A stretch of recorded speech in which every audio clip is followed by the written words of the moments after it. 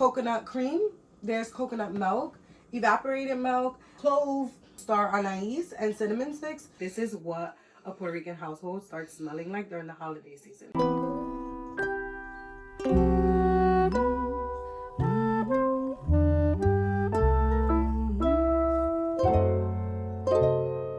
Coquito is a traditional Puerto Rican drink that we make during the holiday season for Thanksgiving, for Christmas, and for also up until Three Kings Day, which is January 6th. What's Three Kings Day? So Three Kings Day is a Catholic traditional holiday in Puerto Rico. From what I have learned, is that the kids are more excited for that day than they are actual like Christmas Day. So they're really looking forward to Three Kings Day because I'm under the impression that they open their gifts on Three Kings Day. Ooh, okay. Although I am Puerto Rican, I am a New Yorican, so I do learn a lot from other family members and from what I hear as well. Coconut cream, there's coconut milk, evaporated milk, clove, star anise, and cinnamon sticks. Rum, I definitely recommend 151 because it is strong.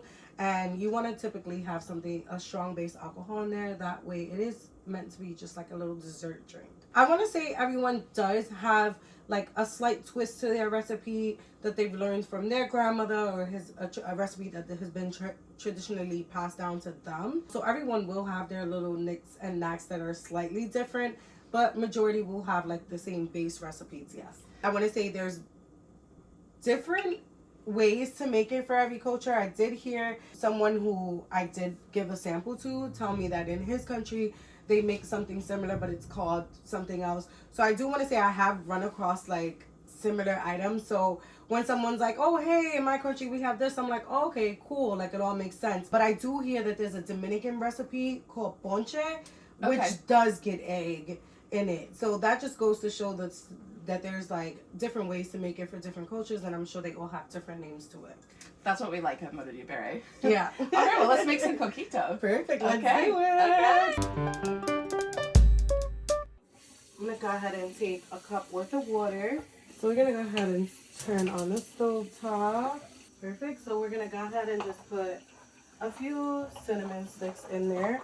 I want to say you can put like 3 or 4. We're gonna go with 3 today. You do what your heart desires. We're gonna put a few whole cloves in there, 2 star anise, and we're gonna just let that boil. Let the water turn brown. I kind of just give these cans a quick little shake. So now I go ahead and I start pouring these items into the blender. So we get that in there, and you could still see a big chunk came out.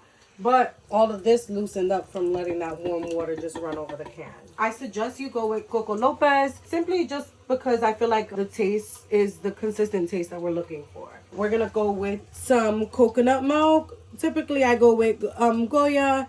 You can find other brands, but I like to go based off of like the consistency of the thickness. So this one just works consistent with my recipe. Pour that on in there.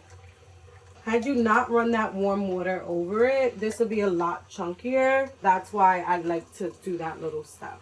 We're going to go ahead and just open all these cans because we're going to use these all. Before these, you want to just shake these. Most Puerto Ricans recipes, I did take notice, only uses 1 can of evaporated milk. My recipe that's been passed down to me from my mother is 2 cans of evaporated milk.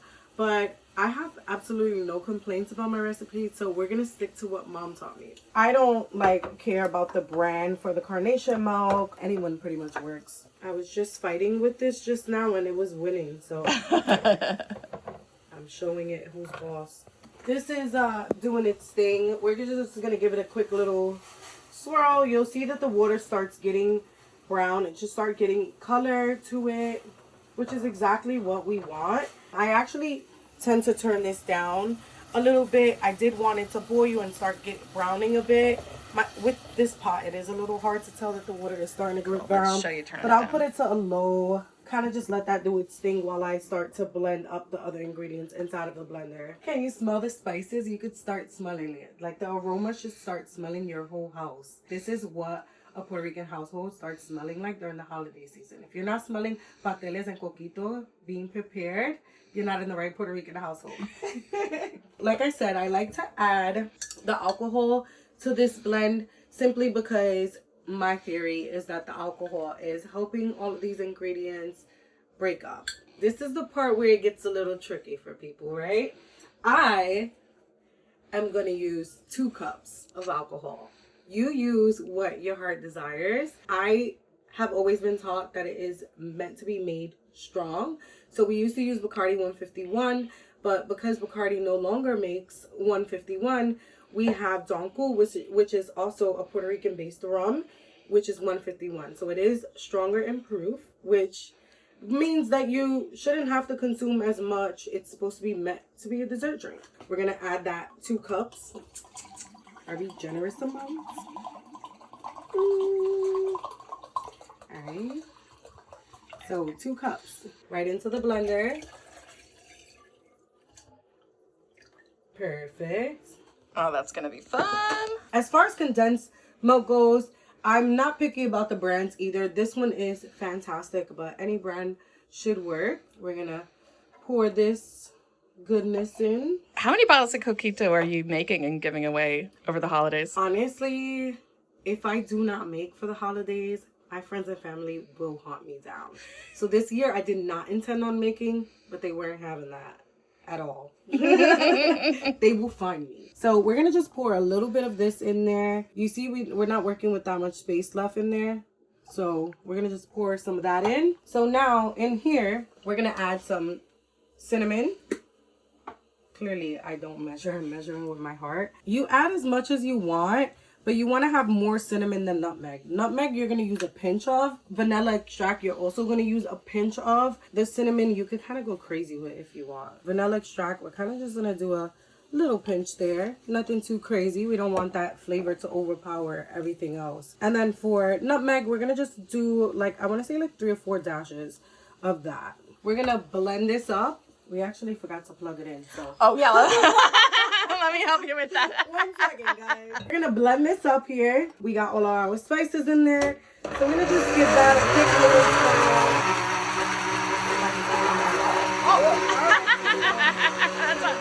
That's all That good. usually works for me. Yeah. You could pour this now straight into the pot that you made the tea in and kind of just give it a swirl. That's pretty much it.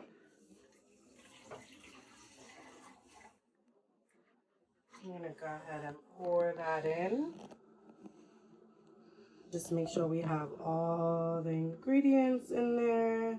And as you can see all of the spices. It smells delicious. And this is pretty much ready to drink. You're gonna store your coquito, your leftover coquito, in airtight glass bottles. You simply do that so that it can last longer. Definitely with the amount of alcohol that you add to it, because I add a large amount of alcohol and it's a strong proof of alcohol, this does last a lot longer than typical recipes. If you're adding egg to your coquito recipe, which I'm low-key against, it's definitely gonna expire a lot sooner, so just be mindful of that.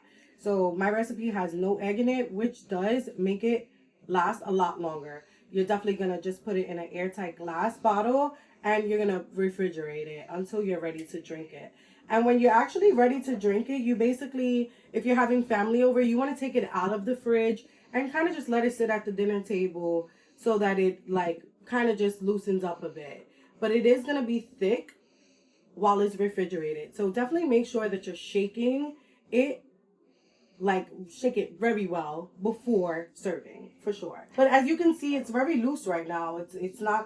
It's loose right now. You don't see any chunks at all. But when you do bottle it up, the coconut will thicken up again and it will get chunky. And that is very normal. So you don't drink it hot? You do not drink it hot, but you can consume it right now. You just made a fresh batch. You can have a little bit to have a little taste to it, but it is typically served chilled or over ice. And you want to just pay attention so you don't overpour it. I usually do add a cinnamon stick. I kind of go for the thicker ones purposely, simply so that it can like really shake things up in there for you when you're ready to serve it up. Genius. Perfect. All right, salud. Salud. Oh, I like coquito. That's good. It is really delicious. Delicious. Do you see how fast I drink that? That's so good. Coquito.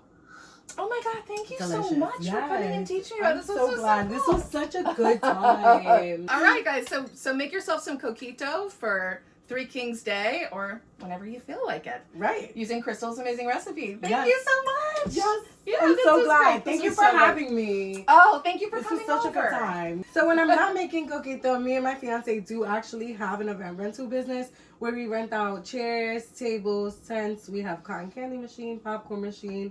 We even have a photo booth, and we keep on just investing and grabbing more stuff. So what's it called? It's called Prestige One Party Rentals. We're based out of Staten Island, but we do serve New Jersey and also Brooklyn, Queens, you name it. All right, guys. So delicious people. You know who to call for your party needs. Prestige One Party Rentals. Okay, yeah, all right. Check it out. I'm on Instagram, TikTok, Facebook, you name it. You'll be able to find me. Look at those Coquito, spices. You could kind of see it. Cheers, guys.